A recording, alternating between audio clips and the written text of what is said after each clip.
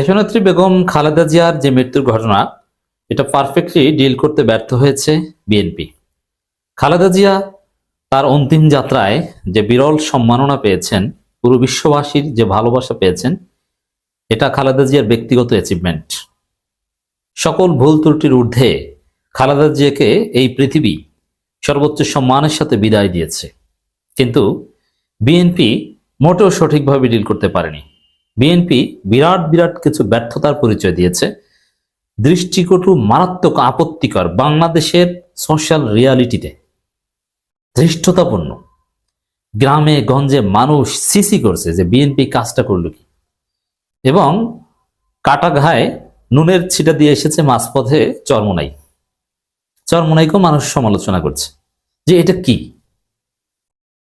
তো দর্শক, এমনিতেই খালেদা জিয়ার মৃত্যু প্রথম দিকে জনগণের মধ্যে ওরকম সারা জায়গায়নি, কারণ বিএনপির ভুলের কারণে মানুষ একটা ভুল বিশ্বাস করত যে খালেদা জিয়া আগেই মারা গেছেন, এখন জাস্ট ঘোষণা দেওয়ার বাকি। কিন্তু আসলে খালেদা জিয়া আগে মারা যাননি, যখন মারা গেছে তখনই ঘোষণা দেওয়া হয়েছে, ইটস ট্রু।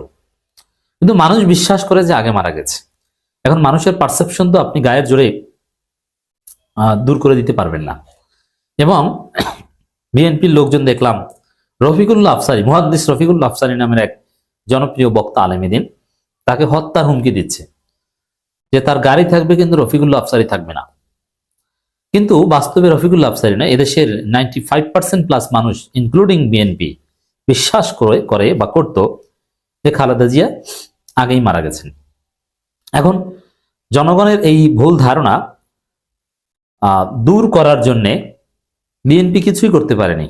শেষ পর্যন্ত জামাত শিবিরপন্থী ডাক্তাররাই দেখলাম ব্যাখ্যা দিয়ে জনগণকে বুঝিয়েছে যে না, মারা গেলে এইভাবে আইসিইউতে রাখা যায় না, আর তার লাশ ফ্রিজিং করে রাখা হয়েছিল, বা বিষয়টা এরকম নয়। আর বিএনপি তো ক্ষমতায় নেই, তারা চাইলেও এত সিক্রেসি মেনটেন করতে পারতো না। আসলে খালেদা জিয়া কোনো রকম জীবিত ছিল, যখন মারা গেছে তখন সেটা ঘোষণা করা হয়েছে। এখন তারেক রহমানের উপস্থিতিতে যে সুন্দর দৃশ্য আপনারা দেখছেন, এটা হয়তোবা আল্লাহ তার কপালে লিখেছে, যার ফলে তারেক রহমান তার জানাজা শেষকৃত্যে সঠিকভাবে উপস্থিত থাকতে পেরেছে। কিন্তু এই জায়গাও পদে পদে অনেক ভুল, বিশেষ করে চরমোনাই, যেহেতু হুজুর, চরমোনাই কিন্তু খালেদা জিয়াকে দেখতে পারে না। খালেদা জিয়ার বিরুদ্ধে অনেক আপত্তিকর সমালোচনা চরমোনাই আছে। শেখ হাসিনার প্রশংসা আছে চরমোনাইয়ের পক্ষ থেকে, আপনি অনেক প্রশংসা পাবেন, শেখ সাহেবের প্রশংসা, শেখ হাসিনার প্রশংসা। কিন্তু খালেদা জিয়ার প্রশংসা করে তার মৃত্যুর আগে কোনো বক্তব্য দিয়েছে চরমোনাই, আপনি এটা দেখাতে পারবেন না। বিএনপির আজীবনের রাজনীতি ছিল বিএনপির বিরুদ্ধে, আমি এটাকে ভালোভাবেই দেখি। সে জায়গায় শায়েখে চরমোনাই এমনিতেই তিনি বিতর্কিত, বেফাস কথা বলতে অভ্যস্ত, এবং তার কথাবার্তার মধ্যে রাজনৈতিক সৌজন্যতা থাকে না, যেটা নিয়ে রাজনৈতিক অঙ্গনে হাসাহাসি হয়। জামাত চরমোনাই জোট নিয়ে উল্টোপাল্টা কথা বলে যথেষ্ট বেকায়দায় পড়েছেন তিনি। এমনকি টোটাল জোট প্রক্রিয়ায় তার অধ্যত্বপূর্ণ কথাবার্তার কারণে একটা শঙ্কার মধ্যে পড়েছে। কি বলেছেন আপনারা জানেন, যে আমরা জামাতকে বের করে দিব, আমার আসনে আবার কে, আর 143টা আমাদের এই গ্রেডের। এই বিতর্কিত শায়েখে চরমোনাই শোক বইতে স্বাক্ষর করতে গেছেন গুলশানে বিএনপির চেয়ারপারসন কার্যালয়, সেখানে যে আতরের বিজ্ঞাপন দিয়ে এসেছেন এবং হাসাহাসি এটা, এবং মির্জা ফখরুল হেসেছেন, এবং আরো কয়েকটা ভিডিওতে দেখা গেছে যে শোক বইতে স্বাক্ষর করতে যাওয়া বা বিভিন্ন অকেশন ডিল করতে বিএনপি নেতারা হাসছেন। কেন ভাই, ক্যামেরার সামনে হাসতে হবে কেন? বাংলাদেশের মানুষ এটা কোনোভাবে, এটা ভালোভাবে নেয়নি।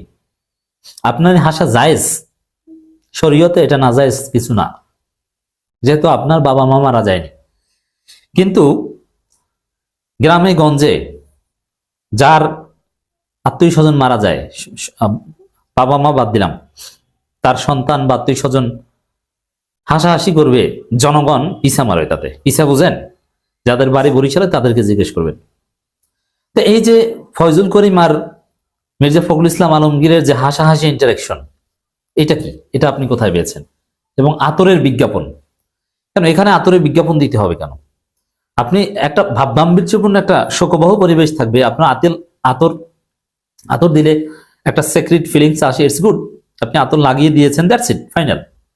কিন্তু কোন কোম্পানি হেসে দিয়ে বলে অমুক কোম্পানির, আবার এটা আবার ওই কোম্পানি মার্কেটিং করে বিক্রি করে, এটা কোনো শোক অনুষ্ঠানের বৈশিষ্ট্য হতে পারে না। বাংলাদেশের কালচারে এটা পিছা মারার মতো ঘটনা।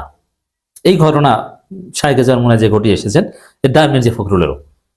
এরপরে দ্বিতীয় যে বিষয়টা,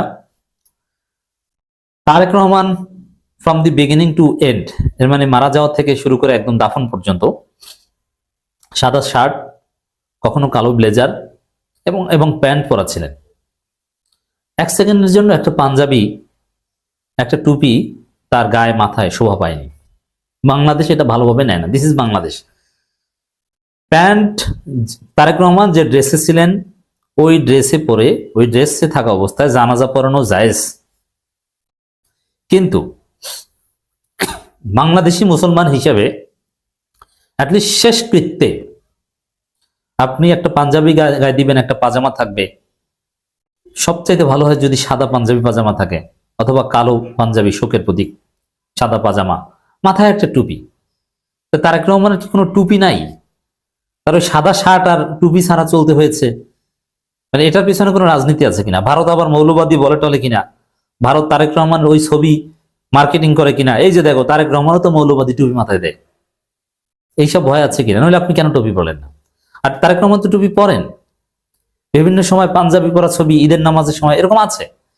তারেক রহমানের জীবনে খালেদা জিয়ার জানাজার চাইতে শ্রেষ্ঠ কোনো অকেশন তার জীবনে থাকতে পারে না। সেখানে তিনি কেন ভারত মৌলবাদী বলবে এই ভয় টুপি পড়লেন না নাকি? এই প্রশ্ন ছুড়ে দিলাম। এটা যথাযথভাবে খালেদা জিয়ার মৃত্যুকে, শেষকৃত্যকে ডিল করতে বিএনপির একটা ব্যর্থতা। বাংলাদেশ এটা ভালোভাবে নেয়নি। এলিট ক্লাস এটা নিয়ে ভাবে না, কিন্তু সাধারণ মুসলমানরা, আমাকে অনেকে প্রশ্ন করেছে এর কি একটা টুপি নাই?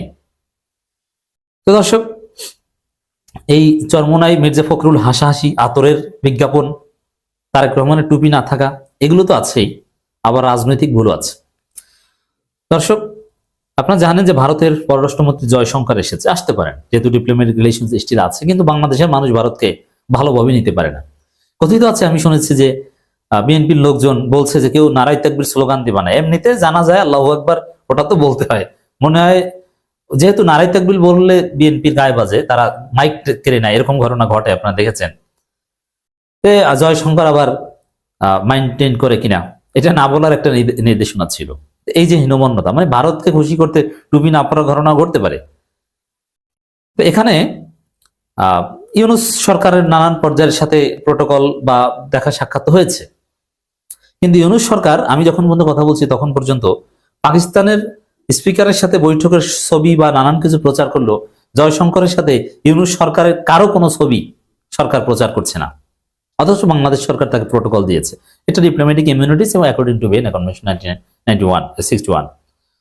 কিন্তু বিএনপি কিন্তু জনগণের এই সেন্টিমেন্টটা ধরতে পারেনি যে জয়শঙ্কর এসেছে, আসুক, সে শোকবাণী, শোক বার্তা দিয়েছে, শোক বই দিয়েছে, দিক, কিন্তু ওইটা আমরা প্রচার করব না। কারণ ভারত তাই এই শেখ হাসিনাকে হত্যা করার জন্য। আর শেখ হাসিনাকে হত্যাকারী, মানে খালেদা জিয়াকে হত্যাকারী বা মৃত্যুর দিকে ঠেলে যিনি দিয়েছেন, সেই শেখ হাসিনা, গণহত্যাকারী শেখ হাসিনা ভারতে আছেন। ভারতের সাহসে, ভারতের মদদে এই ঘটনা ঘটিয়েছে।